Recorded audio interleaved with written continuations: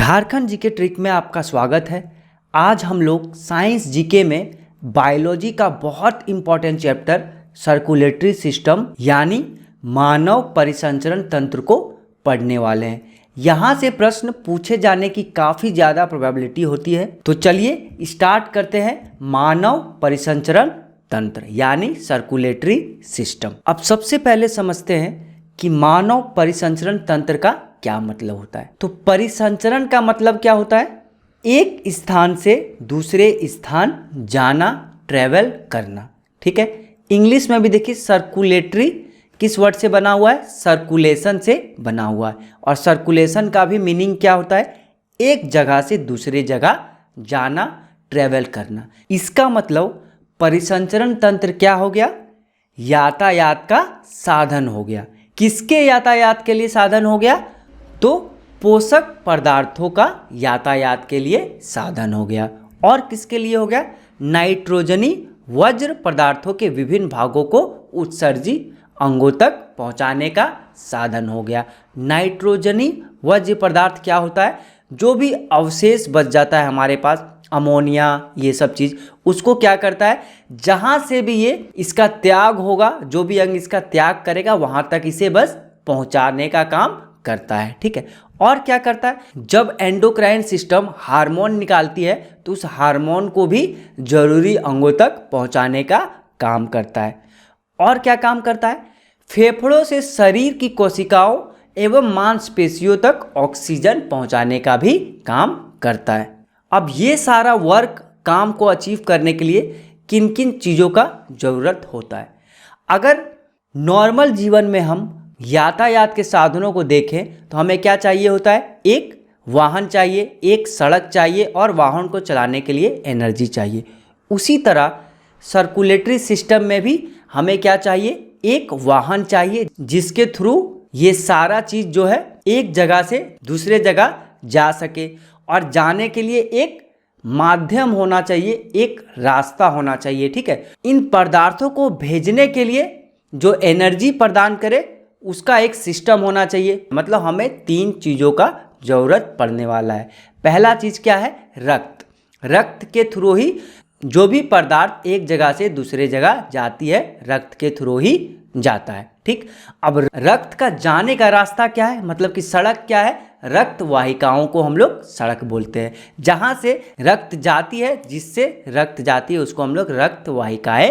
अब जैसे हमारे नॉर्मल जीवन में कुछ NH होती है, ठीक है, नेशनल हाईवेज होती है, कुछ गली की सड़कें होती है, ठीक, उसी तरह यहाँ पे भी कुछ हमारे पास बड़े बड़े रास्ते होंगे, कुछ छोटे रास्ते होंगे और उन रास्तों का बस नाम पढ़ना है और उसका काम को देखना है।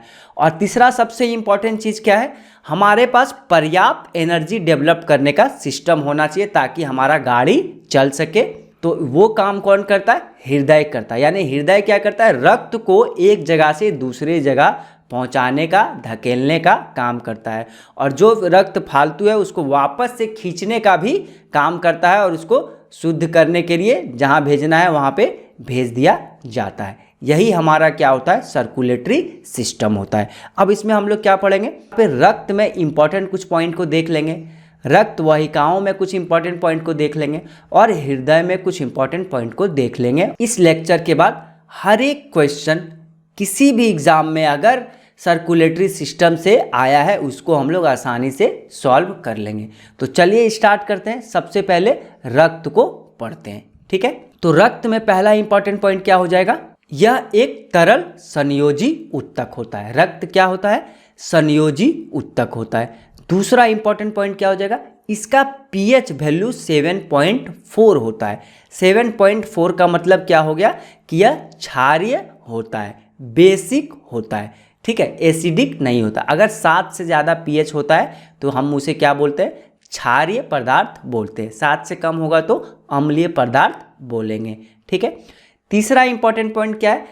रक्त की मात्रा हमारे बॉडी में 5 से 6 लीटर तक होती है। ठीक है, चौथा इंपॉर्टेंट पॉइंट क्या होता है? रक्त शरीर का तापमान को नियंत्रित करने का काम करती है। ठीक, पांचवा इंपॉर्टेंट पॉइंट, रक्त का जब हम लोग अध्ययन करते हैं तो उसे क्या बोला जाता है? हेमेटोलॉजी बोला जाता है। और इस टाइप का क्वेश्चन जो है JSSC काफ़ी पूछता है। ठीक, हम लोग अभी एक लेक्चर तैयार कर रहे हैं जहाँ पे जितना भी क्वेश्चन साइंस में फिजिक्स, केमिस्ट्री, बायोलॉजी से पूछा गया है और कहाँ से पूछा गया है उसके साथ एक वीडियो जो है आने वाला है। अभी उसमें थोड़ा सा टाइम लगेगा क्योंकि क्वेश्चंस को ढूंढा जा रहा है और कहाँ से आया गया है उस पर रिसर्च किया गया है कि किस टॉपिक से ये क्वेश्चन पूछा गया है। ठीक है, इसलिए अभी उसमें थोड़ा सा टाइम है, तो आप लोग थोड़ा सा वेट करें, वो वीडियो आ जाएगा कंप्लीट प्रीवियस ईयर क्वेश्चन के साथ। ठीक, अभी हम लोग फिलहाल रक्त को पढ़ते हैं। तो नेक्स्ट इंपॉर्टेंट पॉइंट क्या हो जाएगा, रक्त बनने की प्रक्रिया को क्या बोलते हैं,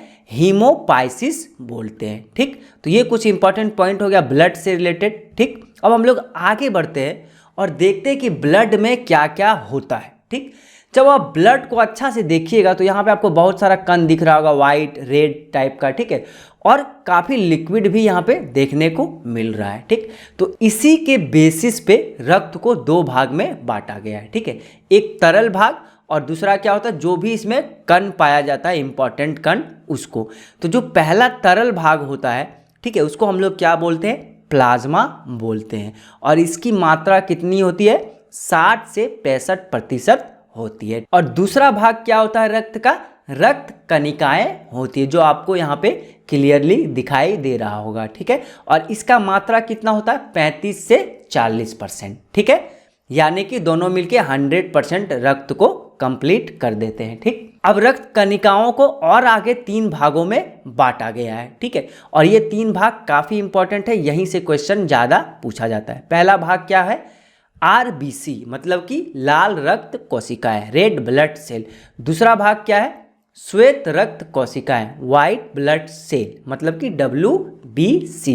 और तीसरा और लास्ट इंपॉर्टेंट जो रक्त कोशिकाएं हैं उसका क्या नाम है, प्लेटलेट्स। ठीक है, तो ये 3 रक्त कोशिकाएं रक्त कणिकाएं में पाई जाती है। ठीक है, अब बारी बारी से सबको हम लोग पढ़ेंगे यहाँ पे। तो सबसे पहले हम लोग किसको पढ़ने वाले हैं, प्लाज्मा को पढ़ने वाले हैं, जिसकी मात्रा 60 से 65% तक होती है।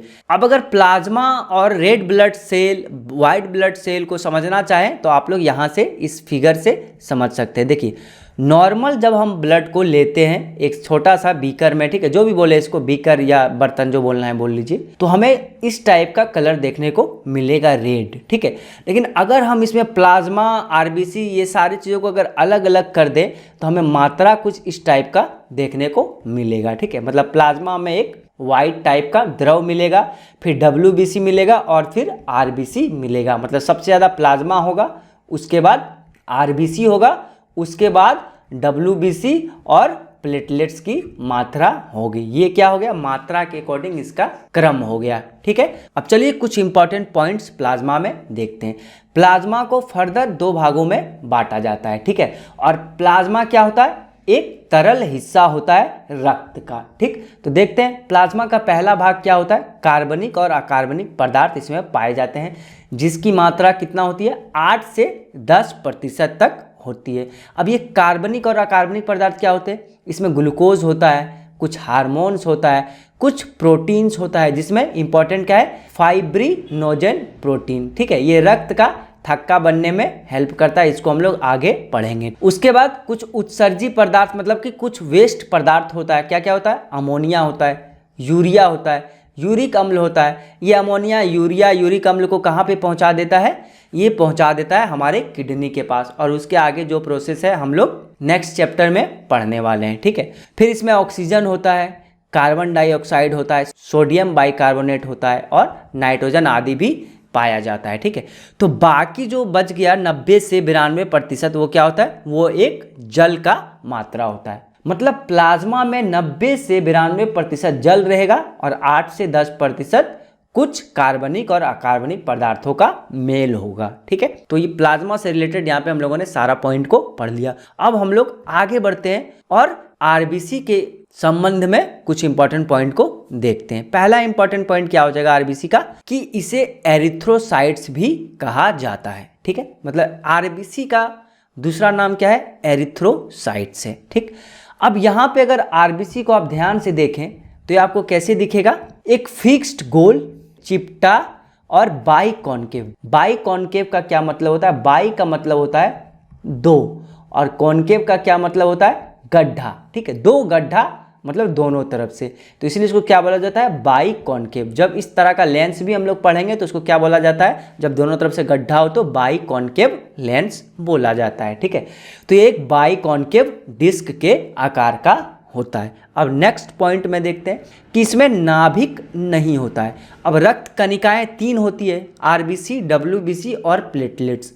सिर्फ और सिर्फ डब्ल्यूबीसी में नाभिक होता है, प्लेटलेट्स और आरबीसी में नाभिक नहीं होता है। अब इसमें कुछ एक्सेप्शन है, उसको हम लोग अभी नोट के तौर पे देख लेंगे। ठीक, अब आगे बढ़ते हैं और नेक्स्ट इंपॉर्टेंट पॉइंट को देखते हैं। आरबीसी में एक हीमोग्लोबिन नाम का वर्णक होता है। वर्णक का मतलब क्या होता है, वर्णक का मतलब होता है रंग, कलर।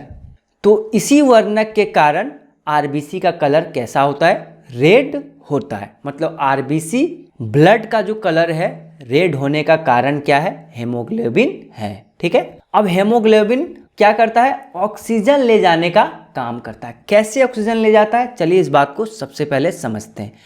हेमोग्लोबिन जो है एक्चुअल में 2 चीज़ों से मिलके बना होता है। पहला क्या होता है, हेमे, और दूसरा होता है ग्लोबिन। हेमे का मतलब क्या होता है, हेमे का मतलब होता है आयरन। ठीक है, और ग्लोबिन क्या होता है, ग्लोबिन एक प्रोटीन होता है। ठीक, यही आयरन क्या करता है, ऑक्सीजन को कैरी करता है। मतलब आयरन क्या करता है, सारा ऑक्सीजन को कैरी करने का काम करता है ब्लड में। अब हम लोग आगे बढ़ते हैं और कुछ और इंपॉर्टेंट पॉइंट्स को देखते हैं। अब आरबीसी का निर्माण कहाँ होता है, आरबीसी का निर्माण होता है अस्थि मज्जा में, जिसको हम लोग इंग्लिश में क्या बोलते हैं, बोन मैरो। ठीक है, बोन मैरो क्या होता है, यहाँ पे आप चित्र में देख सकते हैं। हड्डियों के बीच में जो गैप होता है वहाँ पे आपने देखा होगा कि काफ़ी रेड रेड सा जाली टाइप का जो है मटेरियल भरा होता है। तो बोन मैरो में ही जो है ब्लड बनता है। ठीक है, नेक्स्ट इंपॉर्टेंट पॉइंट। अब देखिए यहाँ पे आप लोगों ने थोड़ा सा गौर किया होगा कि यहाँ पे मैंने क्या लिखा है, सामान्यता। इसका मतलब और कुछ एक्स्ट्रा कंडीशन आरबीसी में है। तो एक्स्ट्रा कंडीशन क्या है कि भ्रूण अवस्था में जब बच्चा होता है तो उसका जो आरबीसी है कहाँ बनता है, यकृत यानी लीवर में बनता है। और कहाँ पे बनता है, प्लीहा में बनता है। ठीक है, मतलब स्प्लीन में बनता है। ठीक है, सामान्यता कहाँ बनेगा, अस्थि मज्जा में बनेगा। लेकिन अगर भ्रूण अवस्था की बात करें तो कहाँ बनेगा, प्लीहा में बनेगा। Next important point. अब ये जो लाल रक्त कणिकाएं होती हैं इसका जीवन करीब कितना होता है, 100 से 120 दिनों का होता है। उसके बाद ये मर जाती है। कहाँ पे मरती है, ये प्लीहा में जाके मर जाती है, मतलब स्प्लीन में जाके डेड हो जाएगी। ठीक है, इसीलिए आरबीसी का कब्रिस्तान किसको बोला जाता है, प्लीहा को आरबीसी का कब्रिस्तान भी बोला जाता है। ठीक है, नेक्स्ट इंपॉर्टेंट पॉइंट। अगर आरबीसी हमारे बॉडी में ज़रूरत से ज़्यादा हो जाए, ठीक है, तो इस कंडीशन को क्या बोला जाता है, पॉलीसाइथीमिया बोला जाता है। ठीक है, और अगर आरबीसी ज़रूरत से कम हो जाए तो इस कंडीशन को क्या बोलेंगे, रक्त अल्पता यानी कि एनीमिया बोला जाता है। ठीक है, याद करने का टेक्निक, ए का प्लेस वैल्यू कितना है 1, पी का प्लेस वैल्यू कितना है 16, यानी कि 16 बड़ा है 1 से। जब ज़्यादा हो जाएगा, बड़ा रहेगा तो क्या करेंगे, पॉलीसाइथीमिया में क्लिक करेंगे अगर क्वेश्चन पूछा जाए। और जब कम रहेगा, जब छोटा रहेगा तो क्या करेंगे, एनीमिया में क्लिक करके हम लोग आगे बढ़ेंगे। ठीक है, तो चलिए आगे बढ़ते हैं और एक इम्पॉर्टेंट नोट को देख लेते हैं। अभी हम लोगों ने क्या पढ़ा, आरबीसी में नाभिक नहीं होता है। नाभिक बोले तो केंद्रक नहीं होता है। लेकिन यहाँ पे 2 एक्सेप्शनल जानवर होते हैं। कौन, एक तो कैमल हो गया हमारा और दूसरा हो गया लामा। कैमल में जो आरबीसी पाया जाता है उसमें नाभिक होता है और कैमल का आरबीसी भी कैसा होता है, यहाँ पे देखिए ओवल शेप का होता है और इसमें नाभिक यहाँ पे आपको क्लियरली दिख रहा होगा। ठीक है, सेम कंडीशन लामा के साथ भी अप्लाई होता है। तो चलिए अब हम लोग डब्ल्यूबीसी का कुछ इंपॉर्टेंट पॉइंट को देखते हैं। डब्ल्यूबीसी का दूसरा नाम क्या होता है, ल्यूकोसाइट्स होता है। ठीक है, मतलब डब्ल्यूबीसी को हम लोग ल्यूकोसाइट्स भी बोलते हैं। ठीक, नेक्स्ट इंपॉर्टेंट पॉइंट, इसका काम क्या है, इसका काम है संक्रमण से लड़ना, बीमारियों से बचाना। इसीलिए इसको क्या बोलते हैं, डब्ल्यूबीसी को क्या बोलते हैं, सैनिक बोलते हैं। ठीक है, देखिए अब यहाँ पे ये सैनिक क्या कर रहा है, हमें बैक्टीरिया, जीवाणु जो भी हमें बीमार कर सकता है उससे बचा रहा है। ठीक है, देखिए सोल्जर की तरह यहाँ पे हैट भी इन्होंने पहना हुआ है। ये हमारा क्या है, WBC हो गया। ठीक है, तो इसलिए WBC को क्या बोला जाता है, सैनिक बोला जाता है। ठीक, अब आगे बढ़ते हैं और इम्पॉर्टेंट पॉइंट देखते हैं। इसमें नाभिक नहीं होता है, ऑलरेडी हम लोगों ने डिस्कस कर लिया था। नेक्स्ट इम्पॉर्टेंट पॉइंट, इसका जीवन काल कितना होता है, 10 से 15 दिन होता है। ठीक है, नेक्स्ट इम्पॉर्टेंट पॉइंट, इसका निर्माण अस्थि मज्जा में तो होता ही है और इसका निर्माण लसिका ग्रंथि में भी होता है। चलिए अब और कुछ इंपॉर्टेंट पॉइंट को देखते हैं। WBC मुख्यतः 3 प्रकार का होता है और हमें यही 3 प्रकार को पढ़ना है, क्योंकि हम लोग यहाँ पे MBBS का एग्जाम का प्रिपरेशन नहीं कर रहे हैं। ठीक है, तो पहला क्या होता है, ग्रेन्युलोसाइट। ठीक है, दूसरा क्या होता है, लिम्फोसाइट्स। तीसरा क्या होता है, मोनोसाइट्स। और इससे इंपॉर्टेंट पॉइंट क्या है, ग्रेन्युलोसाइट भी काफ़ी तरह का होता है। बस हम लोगों को एक पार्ट पढ़ना है इसका। कौन सा पार्ट पढ़ना है, बेसोफिल्स को पढ़ना है। क्यों पढ़ना है, क्योंकि बेसोफिल्स में एक हेपरिन और एक हिस्टामाइन नाम का पदार्थ होता है। हेपरिन का क्या काम होता है, ये रक्त का थक्का नहीं जमने देता है। और हिस्टामाइन क्या करता है, एलर्जी, जो भी चीज़ हमें एलर्जी फैला सकती है, जो भी कीटाणु विषाणु, उसको मारने में मदद करता है हिस्टामाइन। ठीक है, अब रक्त का थक्का नहीं जमने देता, इसका क्या मतलब है, थोड़ा सा समझिए। जैसे ही ब्लड हमारे बॉडी के बाहर निकलता है तुरंत जम जाता है, तो हमारे बॉडी के अंदर जो खून को नहीं जमने देता है उस पदार्थ का क्या नाम है, हेपरिन उस पदार्थ का नाम है। ठीक, अब लिम्फोसाइट क्या होता है, लिम्फोसाइट का काम है एंटीबॉडीज को जन्म देना, उसको बनाना। ठीक है, और मोनोसाइट से इंपॉर्टेंट पॉइंट क्या है कि रक्त कोशिकाओं में सबसे बड़ी कोशिका मोनोसाइट्स होती है। ठीक है, तो अगर क्वेश्चन पूछा जाए कि सबसे बड़ी रक्त कोशिकाएं क्या है, तो आपको क्या करना है, WBC में क्लिक करना है। ठीक है, और थोड़ा सा अगर डीप में पूछे तो WBC आपको ऑप्शन में नहीं दिखेगा, आपको क्या दिखेगा, मोनोसाइट, लिम्फोसाइट, बेसोफिल्स, ग्रेन्युलोसाइट, मतलब कुछ भी ऐसा उटपटांग लिखा हुआ रहेगा। आपको किस में क्लिक करना है, मोनोसाइट्स में क्लिक कर देना है। अब थोड़ा सा याद करने के लिए एक यहाँ पे हम लोग ट्रिक को लगा देते हैं।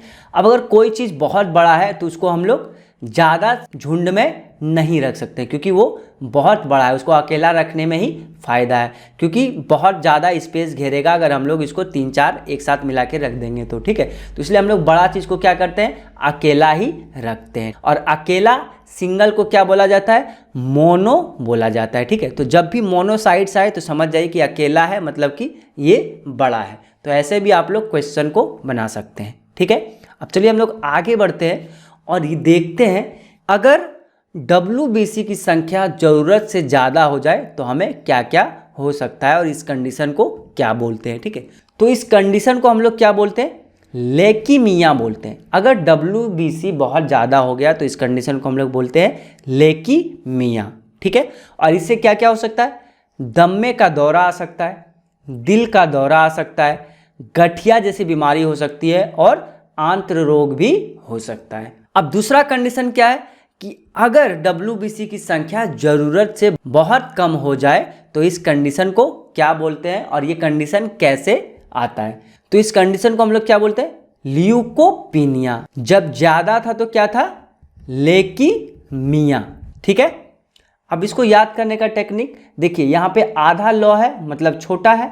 ठीक है, कम है, यहाँ पे पूरा लॉ है और लॉ में जो है एकार भी दिया हुआ है, मतलब ज़्यादा है। ठीक है, तो जब ज़्यादा होगा तो लेकेमिया, जब कम होगा तो ल्यूकोपीनिया। चलिए अब हम लोग आगे बढ़ते हैं और प्लेटलेट्स को पढ़ लेते हैं। तो प्लेटलेट्स से रिगार्डिंग इंपॉर्टेंट पॉइंट क्या हो जाएगा, प्लेटलेट्स को हम लोग थ्रोम्बोसाइट्स के नाम से भी जानते हैं। दूसरा इंपॉर्टेंट पॉइंट, इसका साइज कैसा होता है, दिखने में कैसा होता है, ये छोटा होता है, गोलाकार या अंडाकार कोशिकाएं होती है। नेक्स्ट इंपॉर्टेंट पॉइंट, इसमें नाभिक नहीं होता है, हम लोगों ने ऑलरेडी डिस्कस कर लिया है। नेक्स्ट इंपॉर्टेंट पॉइंट, इसका औसत जीवन काल कितना होता है, 2 से 5 दिन होता है। RBC का कितना था, 100 से 120 दिन था। WBC का कितना था, 10 से 15 दिन था। और यहाँ पे प्लेटलेट्स का कितना है, ओनली 2 to 5 डेज यहाँ पे इसका जीवन काल है। ठीक है, अब प्लेटलेट्स बनता कहाँ है, ये भी अस्थि मज्जा में बनता है। नेक्स्ट इंपॉर्टेंट पॉइंट, रक्त का थक्का बनने में सहायता करता है। अभी हम लोगों ने क्या पढ़ा था कि हेपरिन नाम का एक पदार्थ होता है, वो क्या करता है, थक्का बनने से रोकता है। अभी हम लोग क्या पढ़ रहे हैं यहाँ पे कि प्लेटलेट्स थक्का बनने में सहायता करता है। ये क्या चक्कर है? अब देखिए, जब हमें कोई कट वगैरह लग जाता है तो खून निकलने लगता है और थोड़ी देर में खून बंद हो जाता है। तो प्लेटलेट्स जहाँ पे कट लगा है सिर्फ वहीं पे रक्त का थोड़ा सा थक्का जमाता है और रक्त को बाहर जाने से रोकता है। ठीक है, तो ये थक्का का मतलब समझ में आ गया कि ये थक्का क्यों बनाता है और वहाँ पे थक्का क्यों नहीं बनने देता है। ठीक है, चलिए अब हम लोग आगे बढ़ते हैं और नेक्स्ट इंपॉर्टेंट पॉइंट को देखते हैं जो नोट्स के रूप में मैंने लिख रखा है। नोट्स क्या है कि प्लेटलेट्स को आर्टिफिशियली भी बनाया जाता है। चलिए अब आगे बढ़ते हैं और थोड़ा सा थक्का बनने की प्रक्रिया को सीख लेते हैं। बहुत मज़ेदार टॉपिक है। ठीक है, अब मान लीजिए कोई भी आदमी है, इसको कट लग गया है। ठीक है, अब ये मत पूछिए कि कैसे कट लगा, आपको दिख रहा है कि कहाँ कट लगा है तो कैसे लगा होगा। ठीक है, तो अब क्या होगा, अब यहाँ पे ब्लड कैसे रुकेगा, रक्त का थक्का बनने से रुकेगा। और रक्त का थक्का कैसे बनेगा, सबसे पहले फाइब्रिनोजेन जो कि कहाँ पे पाया जाता है, हम लोगों ने इसको पढ़ा था, ये एक प्रोटीन होता है और प्लाज्मा में होता है। ये फाइब्रिनोजेन प्लेटलेट्स के साथ मिलके फाइब्रिन बनाएगा और इसी फाइब्रिन को क्या बोला जाता है, थक्का बोला जाता है और यहाँ पे ब्लड जो है रुक जाएगा। ठीक है, अब देखिए यहाँ पे क्या है, कट लग गया, ये कट लगा हुआ भाग है। ठीक, यहाँ पे जहाँ पे कट लगता है वहाँ पे प्लेटलेट्स तुरंत एक्टिव हो जाता है। देखिए जो स्टार जैसा दिख रहा है वो क्या है, प्लेटलेट्स। और प्लाज्मा का फाइब्रिनोजेन से मिलके फटाक से क्या करता है, रक्त का थक्का बना के उसको बंद कर देता है जहाँ से खून निकल रहा है। ठीक है, और इस तरह खून बहना बंद हो जाता है। तो ऐसे थक्का बनता है। ठीक है, चलिए अब हम लोग आगे बढ़ते हैं और ब्लड ग्रुपिंग को सीखते हैं। यहाँ से भी क्वेश्चन काफ़ी पूछा गया है और पूछा जाएगा। तो ब्लड ग्रुपिंग का मतलब क्या है, ब्लड ग्रुपिंग क्यों सीखते हैं, क्योंकि ब्लड ग्रुपिंग से ही हम लोग ये जान पाते हैं कि किस आदमी का ब्लड किसे डोनेट किया जा सकता है जब ज़रूरत पड़े। तो सबसे पहले जो है खून चढ़ाने का काम, ब्लड ट्रांसफ्यूशन का काम किसने किया था, जेम्स ब्लंडेल ने किया था 1825 में। अब चलिए नेक्स्ट पॉइंट क्या है, नेक्स्ट पॉइंट है कि अब खून का ग्रुपिंग किसने किया, खून का ग्रुपिंग किया था के लैंडेस्टीनर ने। क्या होता था पहले कि अब ब्लड चढ़ाने का तो टेक्निक सीख लिया कि ऐसे ब्लड को चढ़ाना है। ठीक है, लेकिन क्या होता था कि कोई आदमी जिंदा बच गया, कोई आदमी तुरंत मर गया ब्लड चढ़ाने पे। अब इस मिस्ट्री को किसने सॉल्व किया, के लैंडेस्टीनर ने सॉल्व किया। उन्होंने बताया कि मनुष्य में 4 तरह का ब्लड पाया जाता है। कौन कौन सा ब्लड, ए बी और ओ, इसका नाम इन्होंने दिया। अब काफ़ी लोगों को लग रहा होगा कि यहाँ पे सिर्फ ए बी ओ लिखा हुआ है, A positive A negative, B positive B negative, O positive O negative, A B positive A B negative क्यों नहीं लिखा हुआ है। अब ये जो पॉजिटिव और नेगेटिव वाला फंडा है ये थोड़ा बाद में आया। ठीक है, और ये पॉजिटिव और नेगेटिव वाला फंडा को क्या बोला जाता है, RH फैक्टर बोला जाता है। ठीक है, और RH फैक्टर का डिस्कवरी किसने किया, लैंडेस्टीनर ने ही किया, जिन्होंने ब्लड ग्रुप का खोज किया। लेकिन अब इसके साथ एक और साइंटिस्ट थे जिसका नाम क्या था, AS वेनर। मतलब लैंडेस्टीनर और AS वेनर दोनों ने मिलके RH फैक्टर का खोज किया। ठीक है, अब ये RH फैक्टर क्या होता है, RH जो होता है इसका मतलब होता है रीसियस फैक्टर, और रीसियस क्या है, एक प्रोटीन का नाम है जो RBC के ऊपर पाया जाता है। तो जिसमें ये प्रोटीन पाया जाता है जिस भी व्यक्ति में, उसको क्या बोला जाता है, पॉजिटिव बोला जाता है। तो अगर उस आदमी का ब्लड ग्रुप A है और उसके ब्लड में ये रीसियस वाला प्रोटीन है तो हम लोग क्या बोल देंगे, A पॉजिटिव। अगर नहीं है तो क्या बोल देंगे, A नेगेटिव बोल देंगे। ठीक है, तो ये था हमारा ब्लड ग्रुपिंग। अब हम लोग देख लेते हैं कि हम लोग कैसे ब्लड को डोनेट करते हैं और किसको डोनेट कर सकते हैं। तो अगर किसी आदमी का ब्लड ग्रुप A है तो किसे ब्लड डोनेट कर सकता है, A को तो दे ही सकता है। ठीक है, और AB को भी दे सकता है। ठीक, किससे ले सकता है, A से तो लेगा ही और O से भी ले लेता है। B का केस में भी सेम है, AB को दे देगा और O से लेगा और B से तो लेगा ही, इसको बार बार बोलने का कोई भी ज़रूरत नहीं है। अब AB को ध्यान से देखिए, ये सिर्फ और सिर्फ AB को ही देगा, लेकिन लेगा किससे, AB से तो ले ही लेगा, A से भी लेगा, B से भी लेगा और O से भी लेगा। मतलब सारे आदमी से ये ब्लड को ले सकता है। ठीक है, अब यहाँ पे देखिए ओ उसी का उल्टा, ये सबको दे रहा है, ठीक है, लेकिन ले किससे रहा है, सिर्फ और सिर्फ ओ से ले रहा है, ठीक है। अब इसको याद करने का ट्रिक देखिए यहाँ पे क्या है, ए में क्या करना है, सिर्फ ए बी को ऐड कर देना है, ठीक है, और ओ तो सबको दे रहा है, तो यहाँ पे ओ वाला सिस्टम क्लियर है, मतलब ए और बी का सिस्टम जो है बहुत क्लियर है। ए बी और ओ को याद करने का बहुत आसान सा बहुत बेस्ट ट्रिक है। क्या ट्रिक है कि देखिए गॉड क्या करता है, सबको देता है, ठीक है, किसी से लेता नहीं है। अगर इसको लेना भी रहेगा तो ये आदमी से तो मांगेगा नहीं कुछ, ये किससे मांगेगा, दूसरे गॉड से ही मांगेगा, ठीक है। और गॉड में कौन सा वर्ड आता है, ओ आता है, मतलब ओ क्या है, सबको दे सकता है, ठीक है, लेकिन लेगा किससे, सिर्फ और सिर्फ गॉड से ही लेगा, मतलब ओ से ही लेगा। दूसरा ट्रिक क्या है, भिखारी। अब भिखारी क्या करता है, सबसे लेता है, लेकिन देगा किसको, सिर्फ और सिर्फ भिखारी को ही देगा। और भिखारी में क्या आता है आपका, ए और बी दोनों एक साथ आ जाता है, ठीक है। तो ए बी क्या करेगा, सबसे लेगा लेकिन देगा सिर्फ दूसरा भिखारी को ही, ठीक है। तो ये इसके रिलेटेड कुछ छोटा सा ट्रिक था, ठीक। अब हम लोग आगे बढ़ते हैं और रक्त वाहिकाएं को पढ़ लेते हैं, क्योंकि हम लोगों ने पूरा रक्त को पढ़ लिया, अब हम लोग सड़क को पढ़ेंगे, ठीक। तो सबसे पहले हम लोग समझते हैं कि ये रक्त वाहिकाएं क्या होती है और कैसे काम करती है। इसको समझने के लिए इमेजिन कीजिए कि आप लोगों ने फ्लिपकार्ट से, अभी बिग बिलियन डे ऑफर चलने वाला है, तो वहाँ से कुछ ऑर्डर किया, ठीक। वो कैसे आ रहा है, ये देखिए हार्ट को आप लोग समझ लीजिए क्या है, ये फ्लिपकार्ट का हब है, ठीक। अब यहाँ से आपका डिस्पैच हो गया ऑर्डर, ठीक, डिस्पैच हो गया ऑर्डर। अब सबसे पहले एनएच के थ्रू आएगा, ठीक है, एनएच बोले तो नेशनल हाईवे, स्टेट हाईवे के थ्रू कहाँ पे आएगा, आपका घर जिस भी गली में है, जिस भी मोहल्ला में, या जो भी सड़क है बाईपास में, वहाँ पे घुस जाएगा, ठीक है। और जो भी सामान है आपको वहाँ पे दे देगा। और अगर कुछ भी वहाँ से पैसा आप दे रहे हैं, ठीक है, पैसा दे रहे हैं, या कुछ आपको फॉल्ट सामान में मिल गया, मतलब ख़राब सामान अगर है, तो आप लोग क्या कीजिएगा, फिर से यहीं पे उसको दे दीजिएगा कुरियर को, और ये कुरियर फिर से गली से निकलता हुआ क्या करेगा, स्टेट हाईवे, नेशनल हाईवे होता हुआ फिर से पहुंच जाएगा फ्लिपकार्ट का हब यानी कि हार्ट में पहुंच जाएगा, ठीक है। अब इस प्रोसेस में देखिए हमारे पास 3 रास्ते हमें देखने को मिले। एक ये मोटा वाला रास्ता मिला, ठीक है, जहां से फ्लिपकार्ट आ रहा था, इसका मतलब जहां से ब्लड आएगा, ठीक, जहां से ब्लड निकलेगा उसको हम लोग क्या बोलते हैं, आर्टरी बोलते हैं, मतलब कि धमनी बोलते हैं, ठीक। और डिलीवरी कहाँ हुआ सामान में, डिलीवरी हुआ इस कच्चा रास्ता में जहाँ पे आपका घर है, उसका क्या नाम है, कैपिलरी बेड, ठीक, कैपिलरी बेड। मतलब कैपिलरी बेड क्या करता है, जो भी पोषक पदार्थ है या जिस भी पदार्थ का यूज है, जिस अंग को, अगर किसी अंग को किसी भी पदार्थ का यूज है, तो वो क्या करेगा, कैपिलरी बेड से ले लेगा, ठीक। और उसके पास अगर कुछ खराब पदार्थ है जो उसका यूज में अब नहीं है, वो क्या करेगा, फिर से कैपिलरी बेड को ही दे देगा, और ये कैपिलरी बेड क्या करेगा, उसे वीन्स में डाल देगा, ठीक है। और वीन्स मतलब किस में डाल देगा, सीरा में डाल देगा, और ये सीरा क्या करेगा, वापस उसे हार्ट में ले जाएगा प्योर करने के लिए।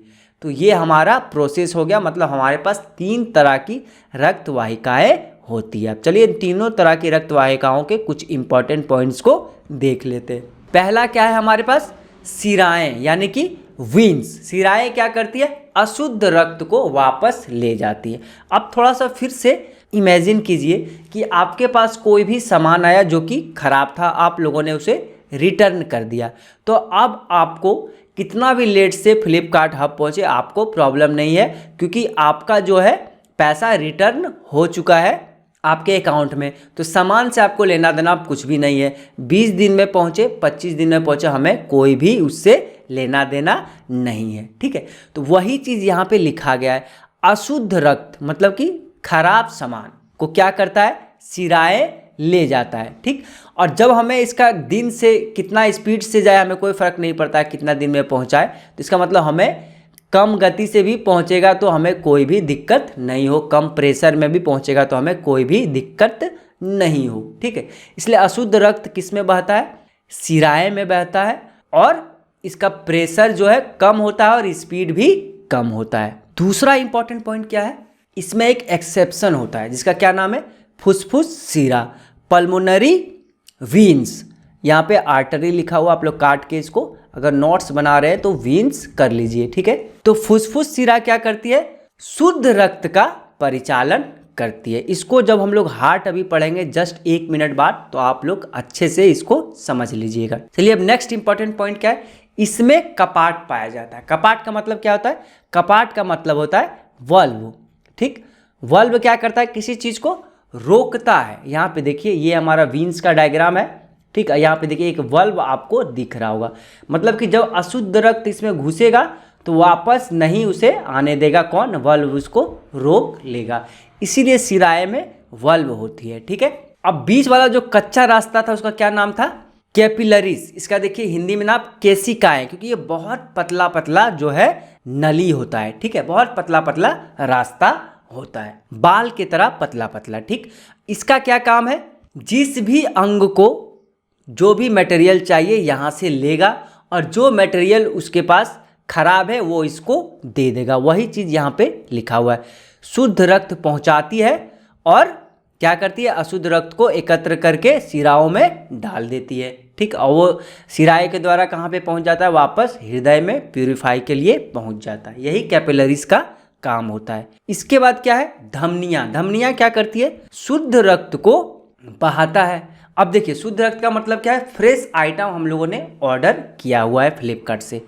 अब जब हम लोग आइटम ऑर्डर करते हैं, ठीक है, तो क्या होता है कि हम लोग बार बार मोबाइल खोल के देख हमारा जो सामान है कहाँ पे पहुँचा, ठीक है। और अगर डिले होता है तो हम लोग क्या करते हैं, कस्टमर केयर को कॉल करके बार बार उस पर प्रेशर डालते हैं कि मेरा सामान कब आएगा, ठीक। मतलब हमें वहाँ पे क्या चाहिए, अधिक स्पीड में डिलीवरी चाहिए, इसलिए हम लोग क्या करते हैं, अधिक प्रेशर डालते हैं फ्लिपकार्ट पे। इसीलिए धमनियों में जो शुद्ध रक्त बहता है उसका प्रेशर और स्पीड ज़्यादा होता है। तो अगर आप इस तरह से सोचिएगा तो एग्ज़ाम में कभी भी कंफ्यूजन नहीं होने वाला है कि कहाँ पे प्रेशर ज़्यादा होगा, कहाँ पे प्रेशर कम होगा, ठीक है। अब नेक्स्ट पॉइंट क्या है, इसमें भी एक अपवाद होता है जिसका नाम क्या है, फुसफुस धमनी, जिसका नाम क्या है इंग्लिश में पल्मोनरी आर्टरी। ये क्या करती है, अशुद्ध रक्त बहाती है, ठीक। अभी इसके बारे में भी हम लोग हार्ट में पढ़ लेंगे, ठीक। नेक्स्ट इंपॉर्टेंट पॉइंट, इसमें कोई भी वल्व नहीं होता है, कोई भी रोकने का जरूरत नहीं है, क्योंकि इससे तो शुद्ध ही रक्त बह रहा है। यहाँ पे देखिए, यहाँ पे कोई भी आपको वल्व देखने को नहीं मिल रहा है, ठीक है। तो ये हो गया हमारा आर्टरी और वेन से रिलेटेड कुछ इंपॉर्टेंट पॉइंट। चलिए अब एक और छोटा सा कॉन्सेप्ट ब्लड प्रेशर को पढ़ लेते हैं, उसके बाद हम 4-5 मिनट में हार्ट को पढ़ लेंगे और हमारा ये चैप्टर पूरे तरीके से कंप्लीट हो जाएगा, ठीक है। तो ब्लड प्रेशर में क्या पढ़ना है, हम लोगों ने अभी देखा कि जब रक्त बहती है तो उसका प्रेशर और कुछ स्पीड होता है, ठीक है। तो मैक्सिमम प्रेशर कितना होना चाहिए, मिनिमम प्रेशर कितना होना चाहिए, और जब मैक्सिमम प्रेशर को एक्सीड कर जाएगा ब्लड तो उस कंडीशन को क्या बोलेंगे, और जब मिनिमम कंडीशन को एक्सीड कर जाएगा तो उस कंडीशन को हम लोग क्या बोलेंगे। यहाँ पे बस 4 वर्ड को याद रखना है। तो जो प्रेशर रेंज का मैक्सिमम बिंदु होता है, ठीक है, उसको क्या बोलते हैं, सिस्टोलिक प्रेशर बोलते हैं। मतलब ऊपरी रीडिंग को हम लोग क्या बोलते हैं, सिस्टोलिक प्रेशर। और जो सबसे निचला रीडिंग होता है, सबसे कम प्रेशर होता है, उसको क्या बोलते हैं, डायस्टोलिक प्रेशर, ठीक है। क्या बोलते हैं, डायस्टोलिक प्रेशर बोलते हैं। और जिस मशीन से हम लोग ब्लड प्रेशर को मेजर करते हैं उसको क्या बोला जाता है, स्फिग्मोमैनोमीटर बोला जाता है, ठीक है। और एक स्वस्थ व्यक्ति में ब्लड प्रेशर क्या होना चाहिए, 120/80 होना चाहिए, ठीक है। मतलब उच्चतम कितना होना चाहिए, 120, और न्यूनतम कितना होना चाहिए, 80 होना चाहिए, ठीक। अगर 120 से ज़्यादा ब्लड प्रेशर है तो इस कंडीशन को क्या बोलते हैं हम लोग, हाइपरटेंशन बोलते हैं, ठीक। और अगर ब्लड प्रेशर 80 से कम है तो क्या बोलेंगे, हाइपोटेंशन बोलेंगे, ठीक है। तो यहीं पे हमारा रक्त वाहिकाओं से रिलेटेड सारा इंपॉर्टेंट पॉइंट खत्म होता है और आखिरी टॉपिक हमारे पास हृदय जो है उसको हम लोग अब पढ़ते हैं, ठीक है। अब ये हमारा एक मानव हृदय का यहाँ पे डायग्राम बना हुआ है, ठीक। अब ये काम कैसे करता है, चलिए सबसे पहले इस चीज़ को समझते हैं।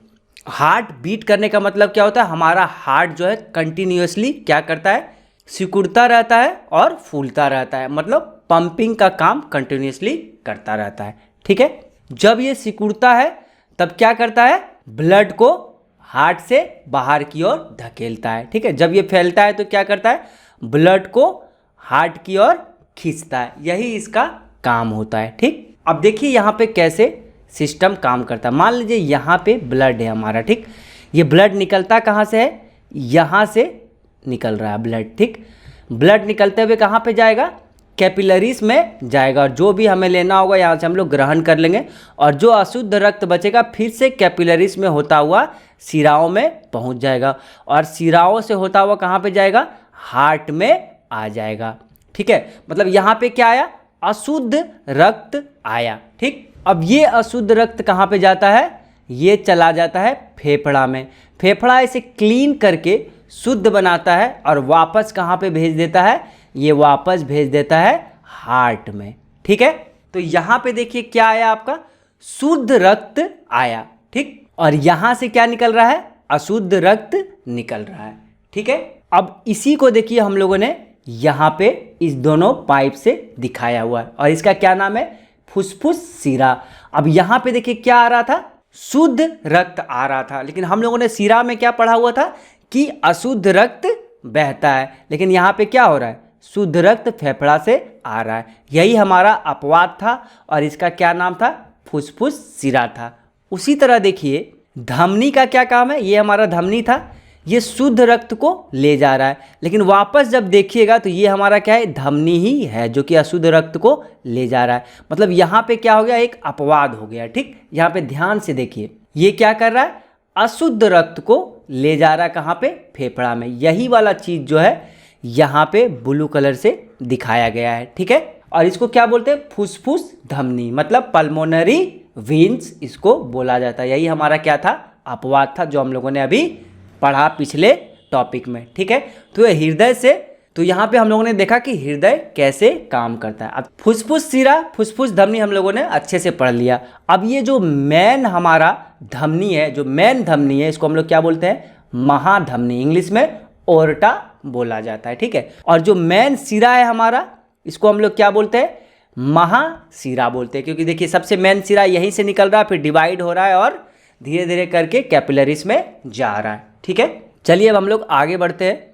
यहाँ भी देखिए हम लोगों ने एनिमेशन से यहाँ पे अच्छे से क्लियर किया हुआ है सारे चीज़ों को। ठीक है, कैसे जब हमारा हार्ट जो है सिकुड़ रहा है तो ब्लड का पंपिंग हो रहा है, और जब फैल रहा है तो ब्लड हमारे हार्ट में वापस आ जा रहा है। ठीक, महाधमनी देखिए जो हमारे शुद्ध रक्त को बॉडी में पहुंचा रहा है, और ये हो गया हमारा फुसफुस धमनी जो अशुद्ध रक्त को ले जा रहा है फेफड़ों में। ठीक है, अब ये देखिए फुसफुस सिरा, ये क्या कर रहा है, शुद्ध रक्त को ला रहा है हमारे हार्ट में। ठीक है, ये क्या है हमारा महासिरा जो कि अशुद्ध रक्त को हार्ट में ला रहा है। तो ये कॉन्सेप्ट हम लोगों ने अच्छे से सीख लिया। और यहाँ पे देखिए वॉल्व का क्या काम होता है, इसको लॉक कर देना। ठीक है, ताकि वापस से इसमें ब्लड जो है नहीं जा पाए। ठीक है, और यहाँ पे देखिए टोटल हार्ट का 4 पार्ट होता है, तो हमारे पास कितना वॉल्व होगा, 4 वॉल्व होगा। एक वॉल्व यहाँ पे हो गया, दूसरा यहाँ पे हो गया, तीसरा यहाँ पे हो गया, और चौथा देखिए यहाँ पे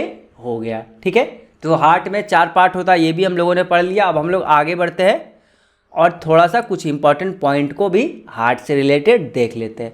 अब हृदय का वजन क्या होता है, महिलाओं में 250 ग्राम होता है और पुरुष में 300 ग्राम होता है, मतलब पुरुषों का दिल जो है बड़ा होता है। ठीक है, अब यहाँ पे देखिए मैंने कुछ नहीं बोला है, बुक में लिखा हुआ है। ठीक है, तो किसी को बुरा नहीं मानना है इसमें। अब नेक्स्ट पॉइंट को देखिए कि एक वयस्क मनुष्य का हृदय 1 मिनट में 72 बार जो है धड़कना चाहिए। 72 से ज़्यादा बार धड़क रहा है तब प्रॉब्लम है। ठीक है, अब बीमारी वाला प्रॉब्लम है या कुछ और प्रॉब्लम है वो उसी को पता होगा। ठीक है, लेकिन अगर नवजात शिशु का बात करें तो कितना होता है, 1 मिनट में 160 बार धड़कता है। ठीक है, वयस्क मनुष्य में कितना धड़कना चाहिए, 72 बार, और नवजात शिशु में 160 बार धड़कता है। ठीक, नेक्स्ट इंपॉर्टेंट पॉइंट क्या है, अगर आप हार्ट को देखिएगा ध्यान से तो हार्ट का देखिए एक लेयर यहाँ पे मिलेगा आपको, मोटा सा लेयर, इसमें एक फ्लूइड भरा हुआ होता है। ठीक है, जो इसको वाइब्रेशन प्रदान करता है, स्प्रिंग के टाइप। अगर चोट लग गया, ठीक है, ईटा पत्थर से या कहीं से आप गिर गए, तो ये फ्लूइड क्या करता है, स्प्रिंग के जैसा सारा शॉक को एब्जॉर्व करके वापस थ्रो कर देता है और हमारे हार्ट को बचाता है। ठीक है, तो ये जो इसमें फ्लूइड होता है, द्रव होता है, तरल पदार्थ होता है, उसका क्या नाम होता है, पेरिकार्डियल द्रव। तो पेरिकार्डियल द्रव का क्या काम है, हृदय को बाहरी आघातों से बचाना। ठीक है, जब फिजिकल डैमेज से बचाता है, इमोशनल डैमेज से नहीं बचाता है। ठीक है, तो ज़्यादा खुश नहीं होना है। चलिए अब हम लोग आगे बढ़ते हैं और दूसरा पॉइंट को देखते हैं। हृदय के अध्ययन को क्या बोला जाता है, कार्डियोलॉजी बोला जाता है। ठीक है, काफ़ी लोगों को पता होगा। अब हम लोग आगे बढ़ते हैं और देखते हैं कि सबसे कम धड़कन किसका धड़कता है, ब्लू व्हेल का धड़कता है। ठीक है, 25 बार ही धड़कता है 1 मिनट में। ठीक, और सबसे ज़्यादा किसका धड़कता है, छुछंदर का धड़कता है, 800 बार धड़क जाता है 1 मिनट में। ठीक है, मतलब छुछंदर को हम लोग धक धक गर्ल भी बोल सकते हैं। ठीक, चलिए अब नेक्स्ट पॉइंट देखते हैं। नेक्स्ट पॉइंट क्या है, स्टेथोस्कोप के द्वारा हम हृदय की ध्वनि को सुन सकते हैं। सबको पता होगा स्टेथोस्कोप क्या होता है, डॉक्टर का साइन होता है। इसी को देख के हमें पता लगता है कि ये डॉक्टर है। ठीक है, चलिए अब हम लोग आगे बढ़ते हैं और नेक्स्ट इंपॉर्टेंट पॉइंट को देखते हैं। नेक्स्ट इंपॉर्टेंट पॉइंट क्या है, हृदय की गतिविधि को मापने के लिए जिस उपकरण का यूज करते हैं उसका नाम क्या होता है, इलेक्ट्रोकार्डियोग्राम बोला जाता है। ठीक है, ईसीजी के नाम से आपको एग्जाम में दिखेगा। ठीक, तो ये हो गया सारा इंपॉर्टेंट पॉइंट हृदय से रिलेटेड, और यहीं पे हमारा जो है मानव परिसंचरण तंत्र कंप्लीटली खत्म होता है।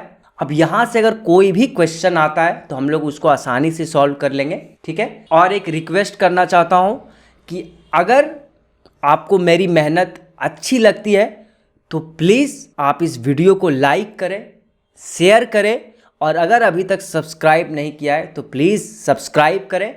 जय हिंद, जय झारखंड।